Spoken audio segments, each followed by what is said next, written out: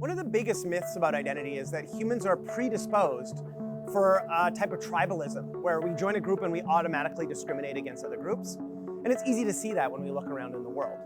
My name is Jay Van Bavel. I'm the director of the Social Identity and Morality Lab at New York University and an associate professor of psychology and neuroscience. Identity is the basic sense that we share something in common with a group, and that it gives us a connection to something bigger than ourselves that we care about.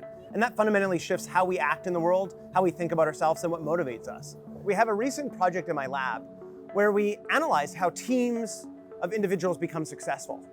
And what we found is that when people share an identity, that they're working together for a common purpose, as opposed to just a bunch of individuals all working in a group, but for their own goals. It's only when they share that sense of team identity and common purpose that they outperform a group of individuals. In fact, they become smarter and more likely to cooperate than a group of individuals. And what we also found is that when we measured their brain activity, it was when groups were working together and their brains were patterned in the same way, and so they were literally on the same wavelength, that we saw the greatest benefits of their collective intelligence. What the research shows in my lab and many others is that identities can also be used to divide us.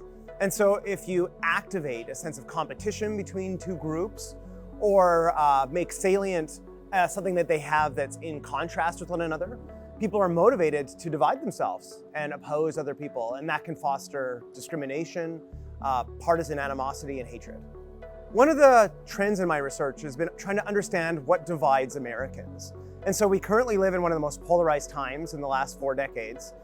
And the research that I've done in my lab and many others has found that one of the key things that divide us right now is differences over moral issues.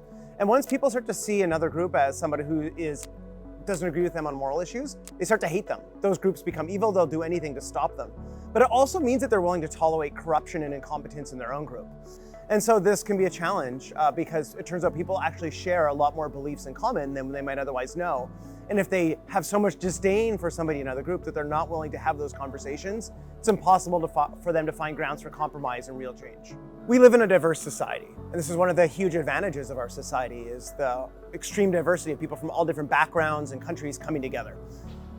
It turns out that diversity can be really challenging because these people have different cultural traditions, beliefs, languages.